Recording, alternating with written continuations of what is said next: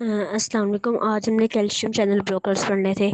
जो calcium channel blockers है ना, इसमें सिंपल सा ये फर्स्ट लाइन ऑफ ट्रीटमेंट होता है हाइपरटेंशन के पेशेंट में, यानी कि S inhibitors calcium channel blockers जो है ना हमारे पास हाइपरटेंशन को ट्रीट करने के लिए फर्स्ट लाइन ऑफ ट्रीटमेंट होते हैं।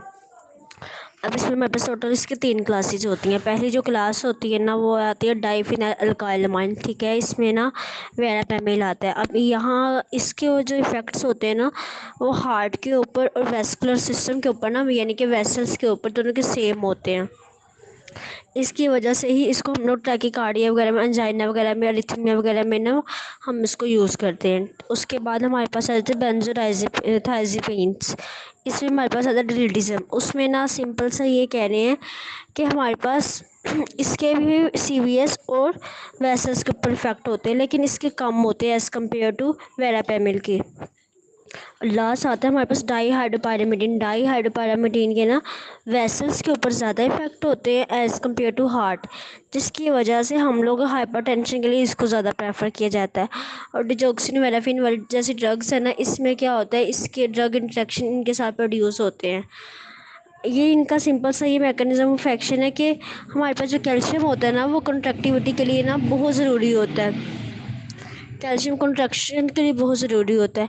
अब जब हम कैल्शियम चैनल ब्लॉकर्स दे देंगे ना तो कैल्शियम अंदर नहीं जाएगा। जब कैल्शियम अंदर नहीं जाएगा तो ज़ाहिर सी बात है कंट्रैक्टिविटी जो होती है वो नहीं होगी, रिलैक्सेशन वगैरह होगी, और इस तरह से हमारे पास क्या होगा, वेन्स होती हैं ना, इस तरह से वेन्स नहीं आर्टरीज जो होती हैं ना वो डायलेट हो जाती हैं। अब थायराइड की वजह से सिंपल सा आप ये याद करना है कि इसको हम लोग क्या करते हैं, हाइपरटेंसिव के पेशेंट में हम इसको प्रेफर किया जाता है, या जिन पेशेंट में अस्थमा, डायबिटीज़ वगैरह या कोई और भी वेस्कुलर डिजीज़ है ना उसमें हम लोग इसको प्रेफर किया जाता है। अब इनके एडवर्स इफेक्ट्स ना साइड बॉक्स पे लिखे हुए हैं। फ्लशिंग, कॉन्स्टिपेशन करवाते हैं, हेडेक होता है, हाइपोटेंशन होता है, पेरिफेरल एडिमा ये करवाते हैं। अब alpha adrenal receptor beta blockers हमारे पास मतलब अल्फा ब्लॉकर्स आ जाते हैं सिंपल से। तो अल्फा ब्लॉकर्स हमें पता है अल्फा वन थे। अल्फा वन हम लोगों ने पैराजोसिन टेराजोसिन ये हम लोगों ने ना एएनएस में पढ़ा था एंटागोनिस्ट में।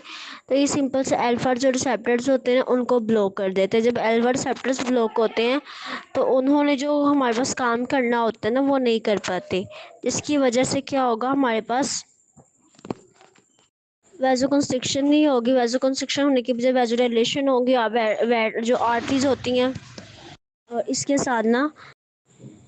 साथ ना मैंने ये भी बताया था कि जब हमने अल्फ़ा वन पढ़े थे ना अल्फ़ा रिसेप्टर्स, तो मैंने आपको बताया था जो अल्फ़ा वन होते हैं ना इसके आगे फर्दर टाइप्स होती हैं अल्फ़ा वन ए अल्फ़ा वन बी। जो वन ए होता है ना उसके बेसिकली हमारे पास रिप्रोडक्टिव ऑर्गन पे ज़्यादा इफेक्ट होते हैं, यानी कि प्रोस्टेट ग्लैंड्स वगैरह पे ना ज़्यादा इफेक्ट्स होते हैं, इसलिए हम इसको इन चीज़ों के लिए प्रेफर करते हैं। और जब कि अल्फ़ा वन बी होता है इसके वेसल्स पे होते हैं, तो इसलिए हम लोग जो वेसल्स के लिए होते हैं ना तो वेसल्स के इफेक्ट्स प्रोड्यूस करवाएगा अगर हम अल्फ़ा वन बी ब्लॉकर्स देते हैं। अच्छा, फिर हमारे पास ना बीट कुछ ड्रग्स ऐसी होती हैं जैसे कि लेबिटाल और कार्बिडोल, जो अल्फ़ा को तो ब्लॉक करता है, साथ अल्फ़ा वन को भी ब्लॉक करता है, बीटा को भी ब्लॉक करता है, ठीक है, यानी कि दोनों को ब्लॉक करता है। अब अगर हम लेबिटाल या कार्बिडोल दे देंगे ना तो ये क्या होगा भाई, हमारे पास दोनों रिसेप्टर्स ब्लॉक हो जाएंगे, हमारे पास ज़्यादा अच्छे इफेक्ट्स प्रोड्यूस होंगे, और ये प्रेगनेंसी में ड्रग सेफ होती है, हम दे सकते हैं। अब इसके बाद ना हमारे पास आता है सेंट्रली एक्टिंग एडिनर्जिक ड्रग्स। इसमें ना 2 ड्रग्स आते हैं, क्लोनिडीन, मिथाइलडोपा।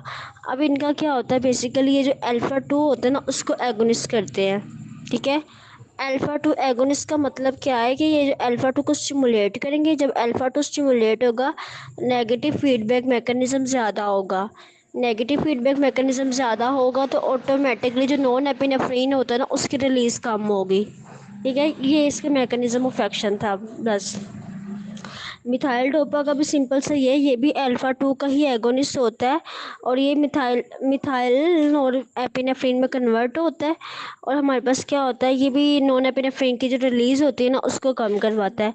ये सेडेशन वगैरह डोजिनेस वगैरह प्रोड्यूस करवाता है, और ये भी मिथाइल डोपा भी प्रेगनेंसी में सेफ़ होता है। मिथाइल डोपा लेविटल और प्रेगनेंसी में सेफ़ है हाइपरटेंशन के लिए। अब वैसोडाइलेटर सिंपल से हम हाइड्रोलाजीन आ जाता है, इसमें हम क्या मिनोक्सिडिल आ जाता है। हम लोग क्या करते हैं कि वेसल्स को डायलेट करते हैं, जिसकी वजह से क्या होगा, वैसोडाइलेशन होगी। वैसोडाइलेशन होने की वजह से ब्लड प्रेशर कम होगा, क्योंकि कार्डियक आउटपुट वगैरह कम होगा तो ब्लड प्रेशर भी कम होगा। इसके बाद हाइपर सेंसिटिविटी इमरजेंसी है कि इसमें हमारे पास क्या होता है, जो और ब्लड प्रेशर इतना ज़्यादा हो जाता है कि हमारे ऑर्गन्स होते हैं ना वो डैमेज होना शुरू हो जाते हैं।